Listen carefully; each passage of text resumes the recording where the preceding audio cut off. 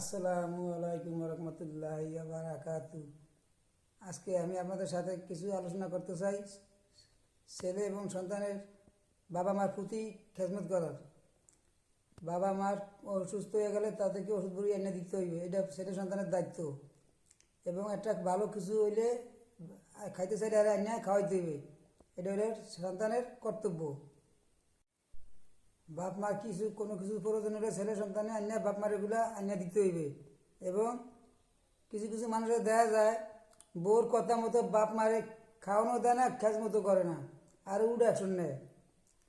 তা আমি এই ভাইদেরকে বলি, আপনারা দয়া করি এই সমস্ত কাজ না করি আপনারা বাপ মার খেজমত করবেন এবং বোর কোনো কথা শুনলে বোর কথা কোনো কানে দিবেন না। মাছ দেখা যায় মার কিংবা বাবার একটা ওষুধ দরকার, বলছে আপনারা ওষুধটা আনিয়ে দিবেন মারে। মার একটা ভালো কিছু খাইতে মন চাইলে আপনারা না খাওয়াইবেন, এটা হলো আপনাদের দায়িত্ব। এখানে বাপ মারও কিছু কর্তব্য আছে সন্তানের প্রতি। আজকে শুধু সন্তানেরই কর্তব্য না, বাপ মারও কিছু কর্তব্য আছে। যেমন ছেলে সন্তানের সুবিধা অসুবিধা বুঝতে হবে এবং ভালো মন্দ দেখতে হবে, শুনতে হইবে।